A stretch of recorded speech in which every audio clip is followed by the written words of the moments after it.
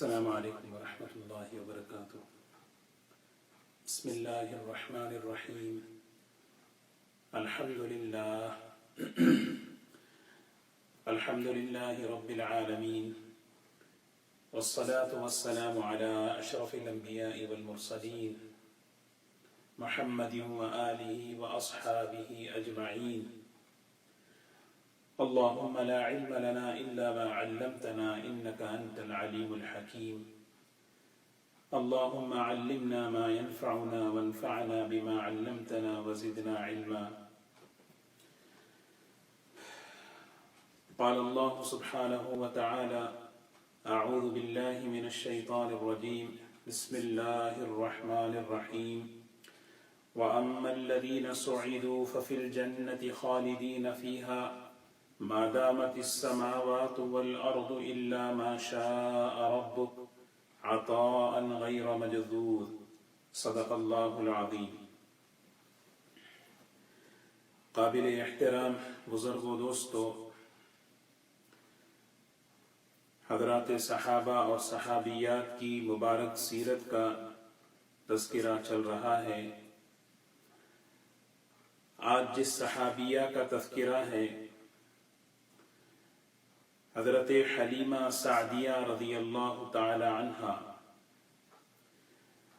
جن کو اللہ تعالی نے اتنا عظیم الشان مقام اور مرتبہ اور شرف عطا فرمایا کہ اللہ تعالی نے اس کائنات کے سب سے افضل ترین انسان، امام الانبیاء، خاتم الانبیاء، جناب محمد الرسول اللہ صلی اللہ علیہ وسلم کو دودھ پلانے کے لیے منتخب فرمایا۔ سوچیں کتنی بڑی سعادت حضرت حلیمہ سعدیہ کے حصے میں آئی ہے کہ انہوں نے اللہ کے رسول صلی اللہ علیہ وسلم کی پرورش کی، انہیں دودھ پلایا، اپنے سینے سے لگایا۔ اس خاتون کے اندر کیا خوبیاں تھی، کیا صفات تھے، اللہ تعالیٰ نے ان کو اس مبارک عمل کے لیے منتخب فرمایا۔ سیرت کی کتابوں میں لکھا ہے کہ حضرت حلیمہ سعدیہ رضی اللہ تعالی عنہا بڑی امانت دار تھی، مزاج کے اعتبار سے نرم اور دل کے اعتبار سے بہت نرم۔ بچوں کی تربیت، بچوں کی پرورش کا ایک خاص ملکہ اللہ تعالیٰ نے انہیں عطا فرمایا تھا۔ ایک مرتبہ حضرت ابو بکر رضی اللہ تعالی عنہ نے اللہ کے رسول صلی اللہ علیہ وسلم سے عرض کیا کہ یا رسول اللہ، ما رأینا افصح منک، آپ سے بہتر فصیح، آپ سے بہتر اچھا کلام کرنے والا ہم نے نہیں دیکھا۔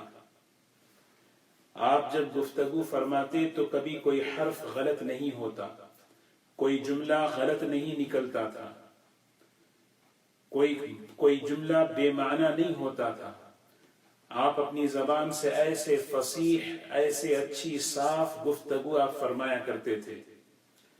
تو حضرت ابو بکر رضی اللہ تعالی عنہ اس چیز کو دیکھ کر کہہ رہے ہیں ما رأینا افصح منک، آپ سے زیادہ فصاحت اور بلاغت والا میں نے نہیں دیکھا۔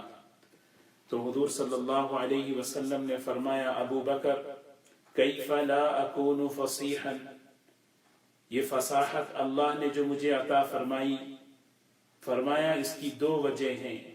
فرمایا میں قریش سے ہوں اور پھر قبیلے بنو سعد، وہاں سے میں نے دودھ پیا ہے۔ حضرت حلیمہ سعدیہ رضی اللہ تعالی عنہا، بچپن میں انہوں نے حضور اکرم صلی اللہ علیہ وسلم کو دودھ پلایا۔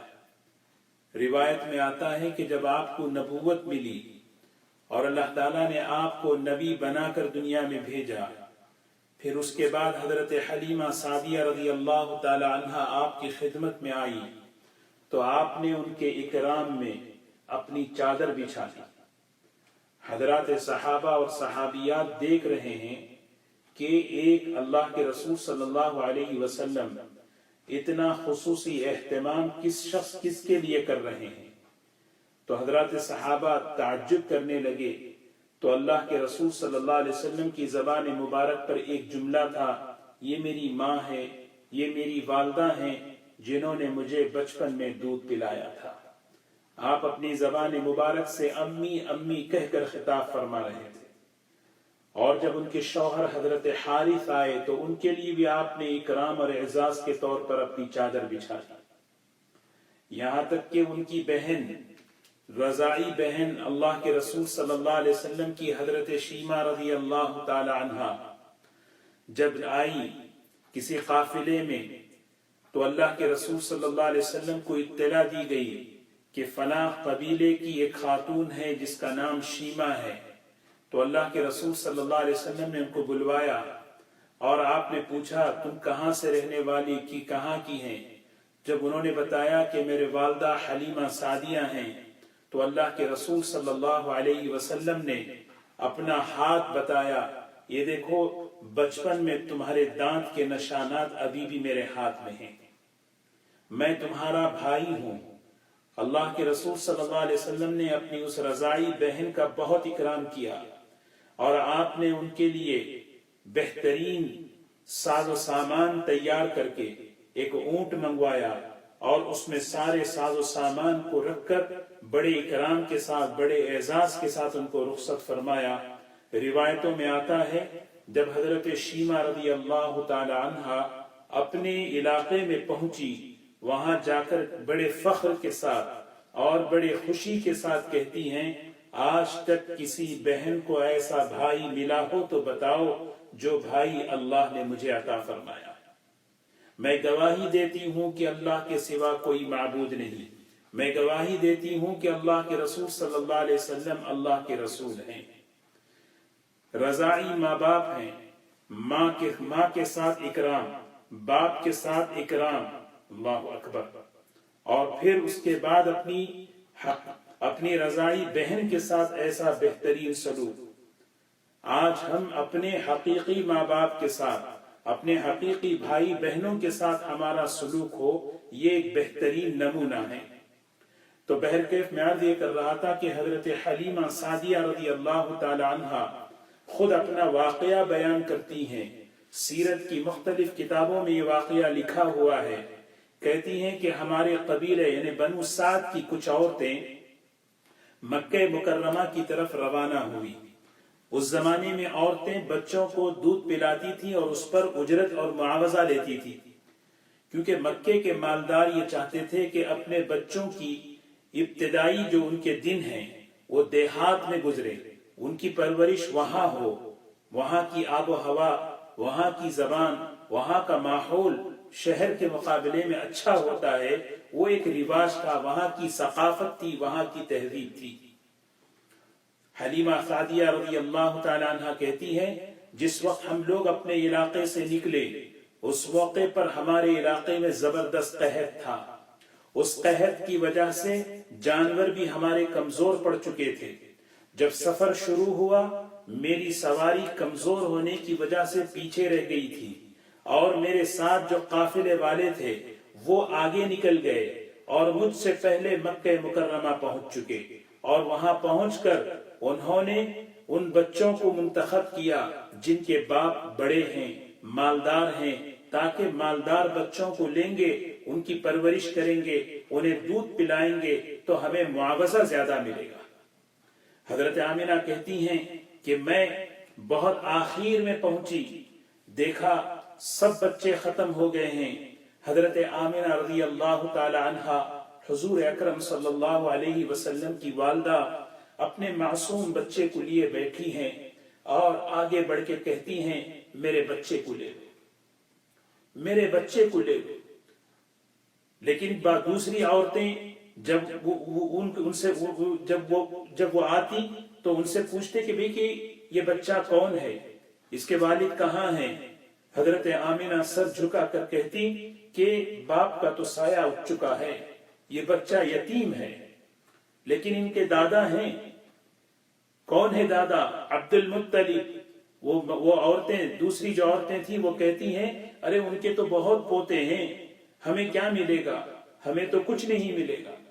ایک ایک عورت اس طرح آتی ہیں، حضرت آمنہ چوکھٹ پر امید لگائے بیٹھی ہیں، کاش میرے بچے کو بھی کوئی لے لے۔ جب پتا چلتا ہے ان عورتوں کو کہ یہ تو یتیم ہے، اس کا باپ دنیا سے رخصت ہو چکا ہے، آگے بڑھ جاتی ہے۔ حضرت حلیمہ سعدیہ رضی اللہ تعالی عنہ فرماتی ہیں کہ میں مکہ مکرمہ اس حال میں پہنچی کہ میں بہت پریشان تھی، میرے سینے کا دودھ بھی خشک ہو چکا تھا، جس علاقے سے آئی تھی وہ علاقہ بھی بہت قحط زدہ تھا، جس اونٹنی پہ سوار ہو کے آئی تھی وہ اونٹنی بھی بہت کمزور، اس میں دودھ بھی نہیں تھا۔ فرماتی ہیں میرا ایک چھوٹا سا بچہ تھا، کئی دن بھوک کی وجہ سے، اس کا پیٹ نہ بھرنے کی وجہ سے، مکمل دودھ نہ ملنے کی وجہ سے رات رویا کرتا تھا۔ حضرت حلیمہ فرماتی ہیں جب میں مکہ پہنچی تو دیکھا کہ کسی نے تو مجھے بچہ تو دیا نہیں، اس لیے کہ میری حالت، میری سواری کی حالت ایسی تھی کہ وہ سوچتے تھے کہ یہ خود اپنے بچے کو، اس کی خود ایسی حالت ہے تو یہ ہمارے بچوں کو کیا پلائے گی، یہ ہمارے بچوں کی کیا پرورش کرے گی۔ آخر میں ایک بچہ جناب محمد رسول اللہ صلی اللہ علیہ وسلم رہ گئے۔ حضرت حلیمہ سعدیہ رضی اللہ تعالی عنہ نے اپنے شوہر سے مشورہ کیا، دیکھو بچے تو ختم ہو چکے ہیں، ایک بچہ ہے، یتیم ہے، جس کا کوئی اٹھانے والا نہیں ہے، اگر آپ کہو تو اس بچے کو لے لیں، اگر آپ مشورہ دیں تو میں اس بچے کو لے لیتی ہوں۔ شوہر نے پوچھا تمہاری کیا رائے ہے؟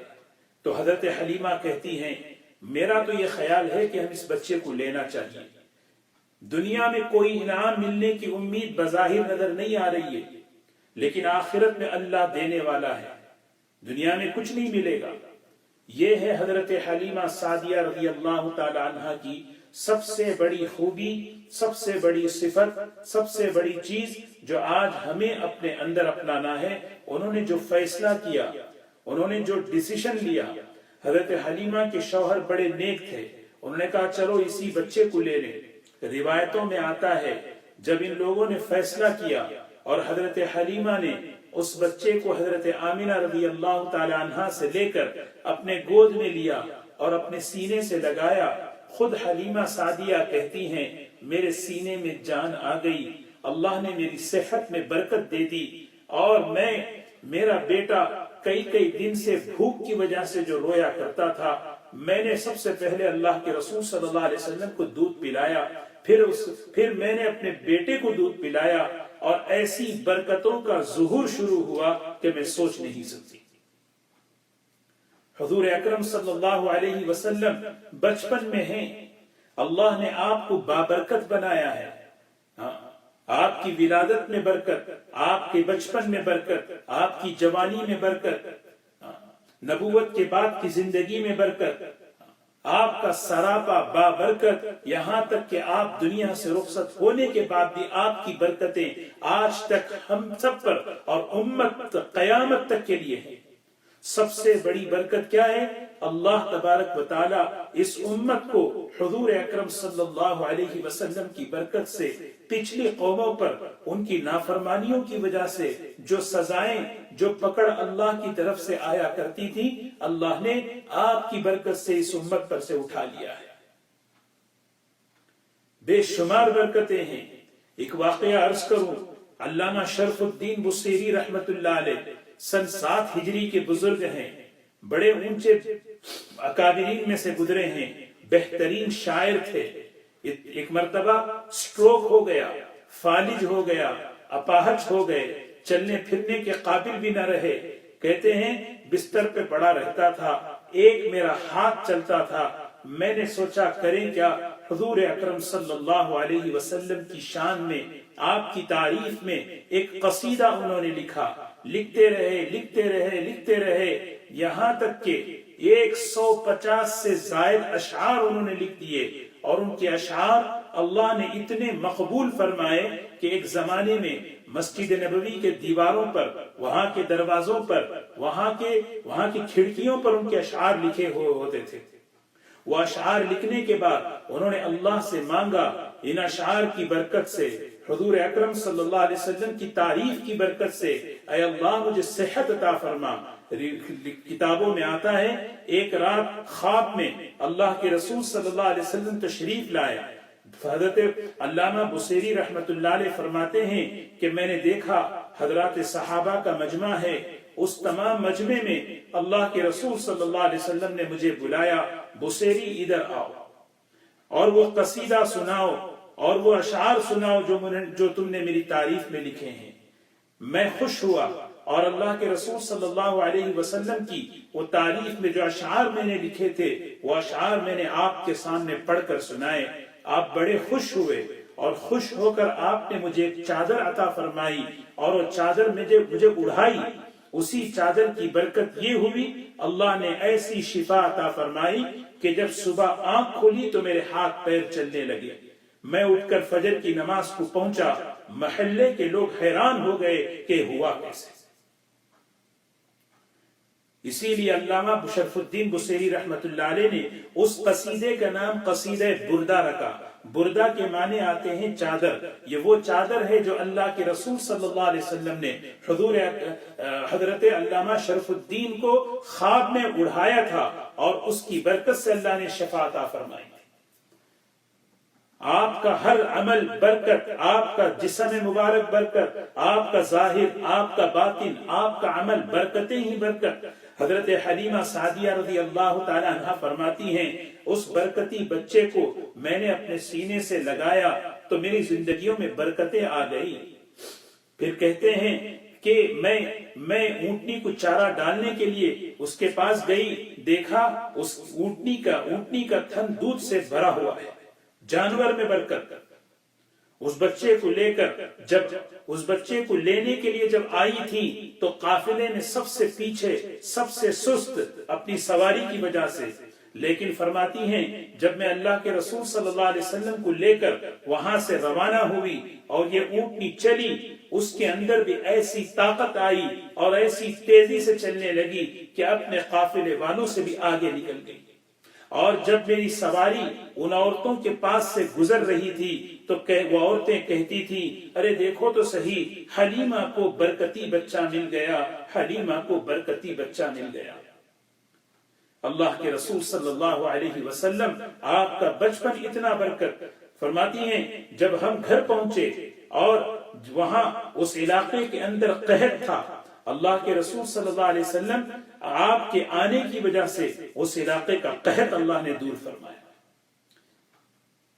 سبزہ نہیں اگتا تھا لیکن اللہ کے رسول صلی اللہ علیہ وسلم اس علاقے کے اندر بکریاں جب چرانے کے لیے جاتے تھے، سبحان اللہ، وہ بکریاں جہاں چرتی تھی حضرت حلیمہ سعدیہ کی، وہ پیٹ بھر کر آتی تھی، ان کا سبزہ وہاں پہ سبزہ اگتا تھا۔ لوگ کہتے تھے جہاں حلیمہ کی بکریاں چرتی ہیں وہاں اپنے جانور لے جاؤ، اس لیے کہ حلیمہ سعدیہ کے تو نصیب کھل گئے، اللہ نے ان کو برکتی بچہ دے دیا۔ تو دوستو ایک واقعہ ہے یہ حضرت حلیمہ سعدیہ، ان کا ایک کردار ہے، اور دوسری طرف دوسری جو عورتیں ہیں، یہ دو چیزیں ہیں۔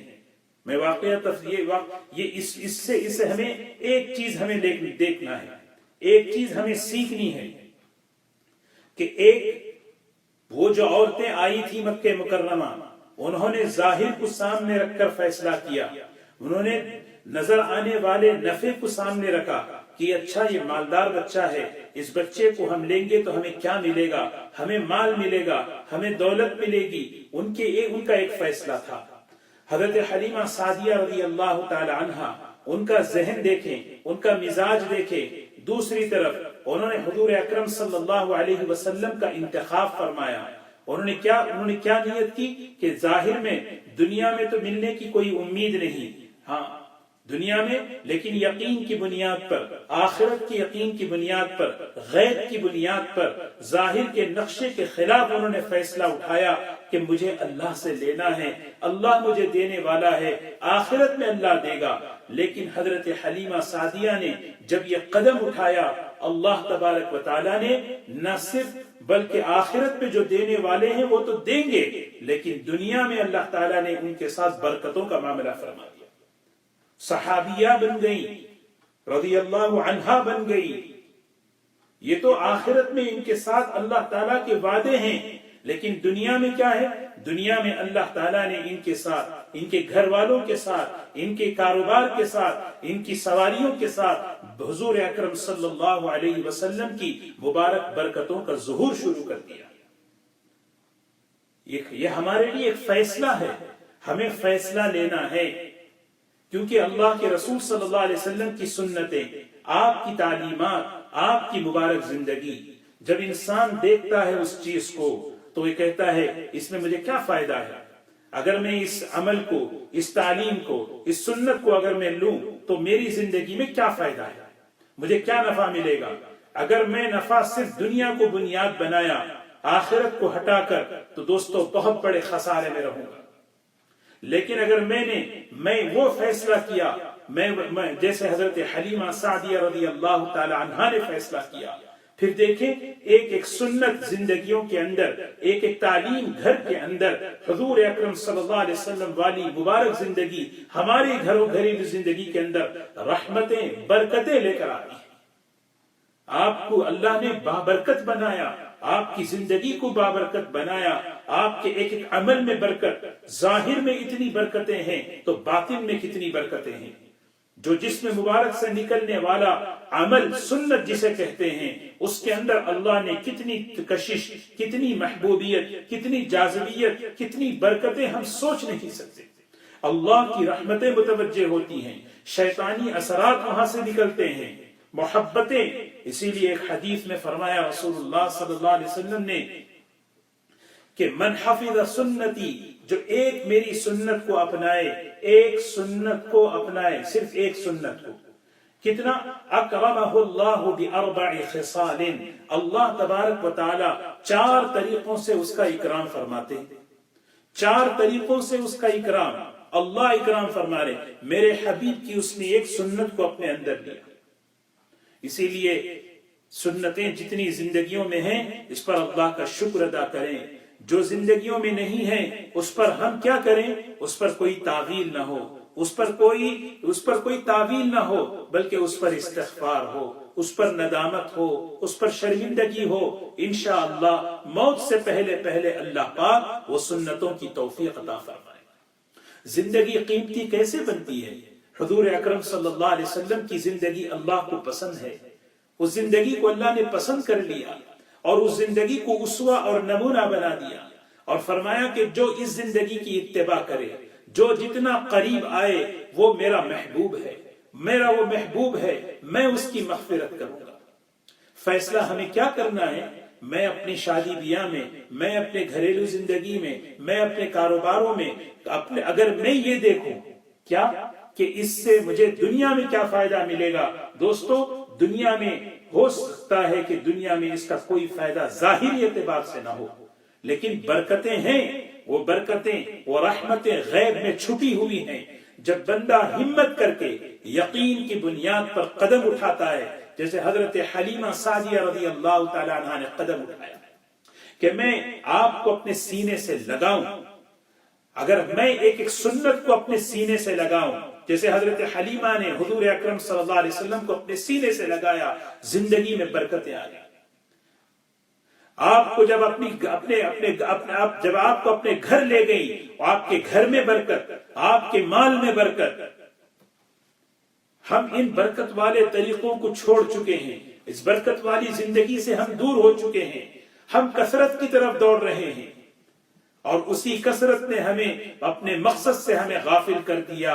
الہاکم التکاثر، اسی کثرت نے مال میرا زیادہ بڑھے، چیزیں میری زیادہ بڑھیں، اسی نے اللہ کہتے ہیں مقصد سے غافل کر دیا کہ میں دنیا میں کس مقصد کے لیے آیا، میرا کام کیا تھا۔ اللہ کا دین، اللہ کے رسول صلی اللہ علیہ وسلم کی مبارک زندگیاں، ہمیں اس کو سینے سے لگانا ہے، اپنے گھروں میں اس کو جگہ دینا ہے، اپنے کاروبار میں اس کو جگہ دینا ہے، اپنے خوشیوں کے موقع پہ ان کو استقبال کرنا ہے، خوشیوں کے موقع پر اس کو استقبال کرنا ہے۔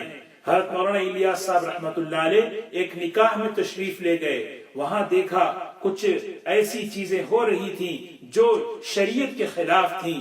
حضرت نے نکاح پڑھانے سے پہلے پوچھا کہ بھئی کہ نکاح پڑھانے کے لیے سب آ گئے؟ سب آ گئے. حضرت نے میزبان نے کہا ہاں سب آ گئے. تو حضرت نے فرمایا بھائی آپ نے تو سب کی خوشی کا اتنا بڑا خیال کیا ہے, اللہ خوش ہو جائے, اللہ کے رسول صلی اللہ علیہ وسلم خوش ہو جائے, اس کا کتنا خیال فرمایا. آج ہم اس مبارک سنتوں کو, اس مبارک زندگی کو اپنے گھروں میں, اپنی خوشیوں میں, اپنی زندگیوں میں جگہ دیں. ایسا نہیں ہے کہ اس کو دیکھ کر ہمارا وہ رویہ نہ ہو جو طائف کی دوسری عورتوں نے اس یتیم بچے کو دیکھ کر کہا کہ ارے یہ تو بچہ یتیم ہے, اس کے دادا ہیں لیکن پوتے زیادہ ہیں, ہمیں اس کو لینے سے کیا ملے گا. وہ کردار میرا نہ ہو, وہ کردار میرا نہ ہو. اس میں سوائے محرومی کے کچھ نہیں.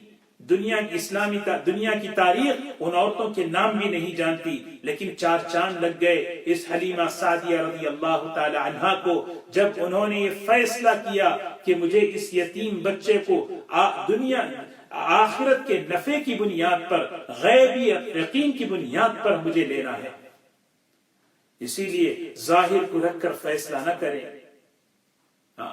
دنیا کا نفع ہمارے جو بھی کام ہم کریں, میرے سامنے غیبی نفع ہو, غیبی نقصان ہو, اس غیب اللہ کے غیب میں جو نفع ہیں, اللہ کے غیب کے جو نقصانات ہیں, ان کو سامنے رکھ کر میں فیصلہ کروں. دنیا کا نفع اور نقصان تو وقتی ہے, یہ تو وہ نکل جائے گا. تو بہرکیف یہ حضرت حلیمہ سعدیہ رضی اللہ تعالی عنہا کی یہ مبارک سیرت, یہ مبارک زندگی کا ایک واقعہ ہے. لیکن یہ ایک واقعہ ایک خوبی ہمیں سبق دے رہا ہے. ایک خوبی, ایک صفت اگر ہم اپنے اندر اپنا لیں, انشاءاللہ رحمتیں, برکتیں ہماری زندگیوں کے اندر انشاءاللہ آئیں گی. اللہ سے مانگیں. یہ آخری عشرہ آج شروع ہوا ہے, خوب اہتمام ہونا چاہیے عبادت میں, دعاؤں میں, تسبیحات میں, اللہ سے مانگنے میں. راتیں بہت چھوٹی ہیں, 4 گھنٹے کی رات ہے. تھوڑی سی دیر ہم اللہ کے سامنے عبادت کر لیں, گروئیں, گڑ گڑا لیں, اللہ سے مانگ لیں. اللہ کے سامنے یہ اوقات تنہائیوں کے ہیں, اللہ سے مانگنے کے, اللہ کے سامنے گڑ گڑانے کے ہیں. اللہ تبارک و تعالی ان مبارک ایام کی بھی قدر کی توفیق نصیب فرمائیں. اللہ تبارک و تعالی ہم سب کے لیے لیلۃ القدر نصیب فرمائیں. آخری عشرے میں ماشاءاللہ بہت سی خواتین اعتکاف میں بیٹھے ہیں. اللہ تبارک و تعالی ان سب کے اعتکاف کو قبول فرمائیں.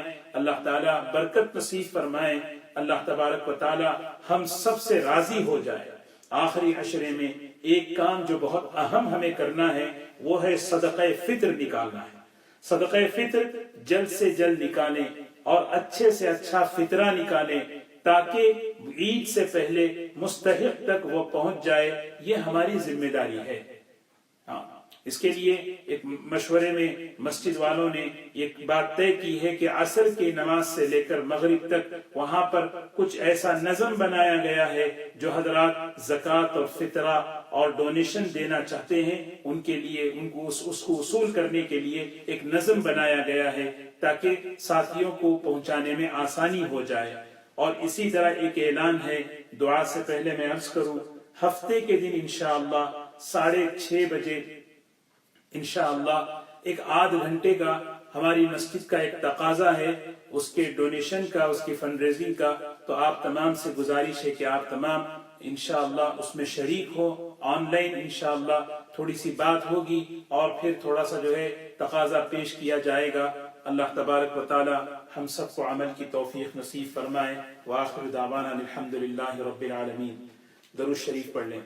بسم اللہ الرحمن الرحیم. الحمد لله رب العالمين. الحمد لله رب العالمين. الف لام ميم. الله لا إله إلا هو الحي القيوم وإلهكم إله واحد لا إله إلا هو الرحمن الرحيم.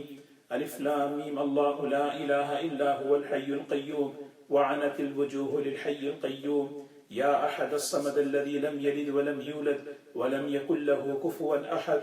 ربنا آتنا في الدنيا حسنة وفي الآخرة حسنة وقنا عذاب النار.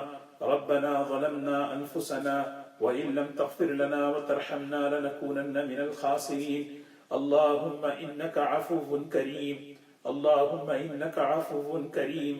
اللهم إنك عفو كريم تحب العفو فاعف عنا.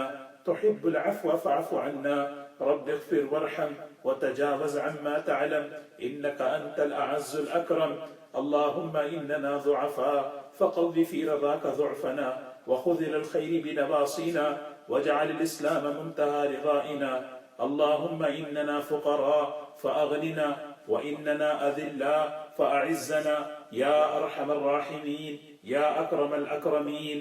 اے اللہ ہم سب کے گناہوں کو معاف فرما دے. اے اللہ ہم سب کی لغزشوں سے درگزر فرما دے. اے اللہ ہم تیرے قصوروار بندے ہیں، خطا کار بندے ہیں. اے اللہ ہمارے خطاؤں کو معاف فرما دے. ہمارے والدین کے گناہوں کو معاف فرما، ہمارے اساتذہ کے گناہوں کو معاف فرما. اے اللہ پوری امت کی مغفرت فرما. اے اللہ بڑے قصوروار ہیں، بڑے خطا کار ہیں. اے اللہ ظاہر بھی باطن بھی ہمیں گندا ہے. اے اللہ قدم قدم پر نافرمانیاں ہیں. اے اللہ تیری رحمت کے محتاج ہیں. اے اللہ تیرے مغفرت کے محتاج ہیں. اے اللہ تیرے رحم کے امیدوار ہیں، تیرے کرم کے منتظر ہیں. اے اللہ ہم سب کو معاف فرما دے. یہ معافی کے دن چل رہے ہیں، خصوصی رحمتیں اے اللہ تیری متوجہ ہیں. اے اللہ ہم سب کو معاف فرما دے، ہم سب کو معاف فرما دے. اے اللہ جتنے بھی اے اللہ ہم سے خطائیں ہوئی ہیں اے اللہ ہم سب کو معاف فرما. اے اللہ یہ پورا مجمع تیرے سامنے ہاتھ پھیلائے بیٹھا ہے. اے اللہ ہمارے ان ہاتھ کے اٹھانے کو قبول فرما لے. اے اللہ ہم سب کی مغفرت فرما، ہم سب کی مغفرت فرما. اے اللہ سچی کی توبہ کی توفیق نصیب فرما.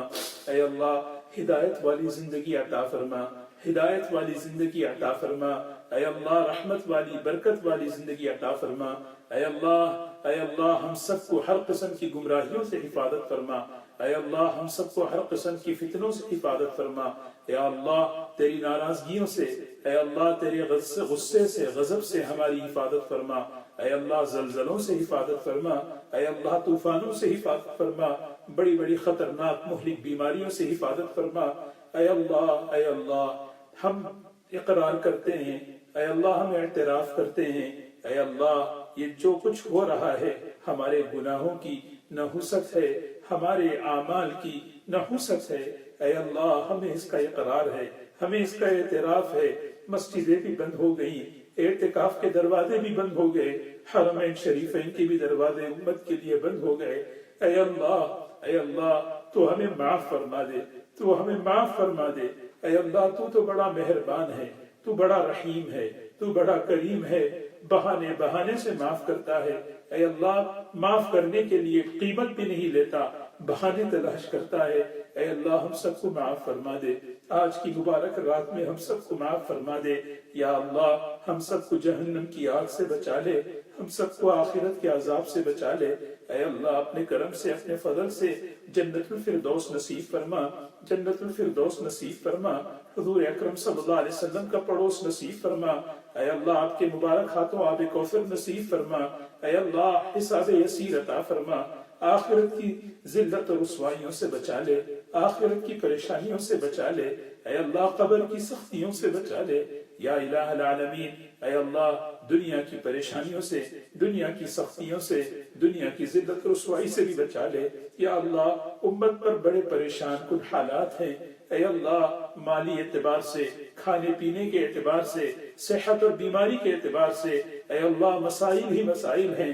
اے اللہ ان پریشان حالات کو تو ہی دور کر سکتا ہے.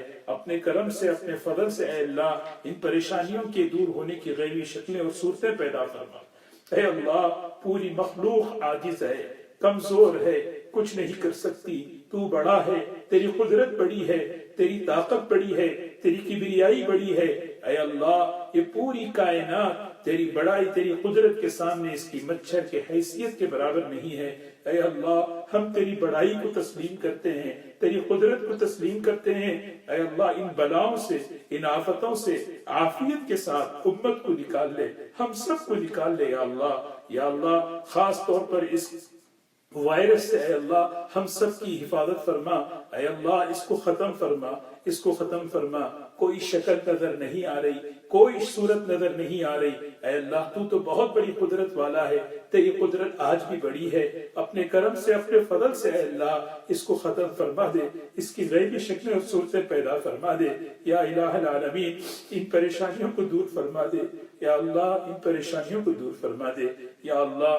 جو امت میں بیمار ہیں صحت عطا فرما، پریشان حال لوگوں کی پریشانیوں کو دور فرما، قرضوں کی ادائیگی کی شکلیں اور صورتیں پیدا فرما، جو بے نکاح ہیں ان کے لیے نیک صالح جوڑے نصیب فرما یا اللہ۔ گھروں میں رحمت والی برکت والی زندگیاں نصیب فرما، محبت اور چین و سکون نصیب فرما یا اللہ۔ ہمارے جتنے بڑے اے اللہ ان کی عمروں میں برکت عطا فرما، اے اللہ جو دنیا سے رخصت ہو گئے ان کی مغفرت فرما یا اللہ۔ ہمارے اساتذہ کی مغفرت فرما، جو دنیا میں ہیں ان سب کو صحت اور عافیت عطا فرما اے اللہ۔ خاص طور پر حضرت مفتی سعید صاحب کی عمر میں صحت میں خوب برکت نصیب فرما، خوب برکت نصیب فرما یا اللہ۔ جہاں جہاں جو بھی بیمار ہیں ان کی بیماری کو دور فرما، شفاء کاملہ عاجلہ مستمرہ نصیب فرما یا اللہ۔ حلال روزی نصیب فرما، برکت کی روزی نصیب فرما یا اللہ۔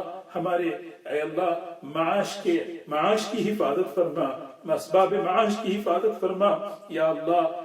عافیت والی برکت والی روزی، دین میں معامل والی روزی نصیب فرما اے اللہ۔ روزی کے معاملے میں کسی مخلوق کے سامنے ذلیل ہونے سے بچا لے اے اللہ، بس تجھ سے مانگنے والا بنا دے اے اللہ۔ ہماری ایک ایک حاجت اور ضرورت کو تو بہتر جانتا ہے اے اللہ۔ اپنے کرم سے ان ضرورتوں کو اپنے کرم سے پورا فرما دے اے اللہ، پورا فرما دے اے اللہ۔ ہدایت کی ایمان کی ہوائیں چلا دے اے اللہ۔ رکاوٹوں کو دور فرما دے، رکاوٹوں کو دور فرما دے اے اللہ۔ قدم قدم پر رکاوٹیں ہیں اے اللہ، دین کے دنیاوی کاموں میں اے اللہ۔ ان رکاوٹوں کو دور فرما دے، آسانی عطا فرما، قدم قدم پر رہبری فرما، قدم قدم پر رہبری فرما یا اللہ۔ تو ہمیں اپنا بنا لے اے اللہ، تو ہمارا بن جا اے اللہ، تو ہمیں اپنا بنا لے یا اللہ۔ ہماری جو نیک تمنائیں جائز مقاصد ہیں اے اللہ اس کو اپنے کرم سے پورا فرما اے اللہ، اپنے کرم سے پورا فرما کہ رمضان مبارک کے روزوں کو، تراویح کو اے اللہ، تلاوت کو اے اللہ قبول فرما اے اللہ۔ اے اللہ آخری عشرہ ہے، پورے رمضان کا نچوڑ ہے، خلاصہ ہے یا اللہ۔ تو ہم سب کو رمضان المبارک کی اے اللہ خیرات ہمیں عطا فرما اے اللہ، برکتیں ہمیں عطا فرما، ہم سب کو معاف فرما کر ہمیں، ہمارے ماں باپ کو اے اللہ، ہم سب کو جہنم سے آزاد فرما دے، ہماری گردنوں کو جہنم سے آزاد فرما دے یا الہ العالمین۔ ہم نے جو بھی تجھ سے ناراض کرنے والے کام ہم نے کیے ہیں اپنے فضل سے معاف کر دے یا اللہ۔ تجھ سے راضی کرنے والے کام جتنے بھی ہوئے ہیں اپنے کرم سے اس کو قبول فرما لے یا اللہ، اپنے کرم سے اپنے فضل سے قبول فرما لے یا اللہ۔ رحمت کی نگاہ ڈال دے یا اللہ، فضل فرما دے یا اللہ، کرم فرما دے یا اللہ، کرم فرما دے یا اللہ۔ اے اللہ آئندہ جو زندگی بچی ہوئی ہے اس زندگی کو اے اللہ بنا دے، تیری مرضیات پر گزارنے کی توفیق عطا فرما، تیری نامرضیات سے ہماری حفاظت فرما یا الہ العالمین۔ ہماری نسلوں کو اور قیامت تک آنے والی نسلوں کو دین کے لیے قبول فرما اے اللہ، دین کے لیے قبول فرما اے اللہ۔ ان کی دنیا اور آخرت کو بنا دے اے اللہ، صحت اور عافیت انہیں عطا فرما دے یا الہ العالمین۔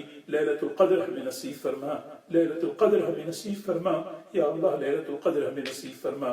جو مانگا وہ عطا فرما، جو مانگنے سے رہ گیا وہ بھی اپنے کرم سے عطا فرما اے اللہ۔ ہم تیرے کمزور بندے ہیں یا اللہ، اے اللہ ہم تیرے کمزور بندے ہیں، ظاہر کے اعتبار سے بھی، باطن کے اعتبار سے بھی، عمل کے اعتبار سے بھی، ہر اعتبار سے ہم کمزور ہیں اللہ۔ اپنی کمزوری کا اقرار کرتے ہیں، کبھی کبھی ہم اے اللہ ہم زبان سے بڑائی کا بول دیتے ہیں، معاف کر دے، لیکن اے اللہ ہم حقیقت میں بڑے کمزور ہیں، تو کمزوروں کا رب ہے، ضعفاء کا رب ہے اے اللہ۔ تو ہمیں قوت عطا فرما، ہماری ظاہری باطنی زندگیوں میں قوت عطا فرما اے اللہ۔ ہمیں معاف فرما دے، جہاں جہاں لوگ پریشان ہیں، مصیبت زدہ ہیں، ان کی پریشانیوں اور مصیبتوں کو دور فرما دے۔ ربنا تقبل منا انك انت السميع العليم وتب علينا انك انت التواب الرحيم۔ اللهم صل على سيدنا محمد وعلى آل سيدنا محمد وبارك وسلم۔ سبحان ربك رب العزة عما يصفون وسلام على المرسلين والحمد لله رب العالمين۔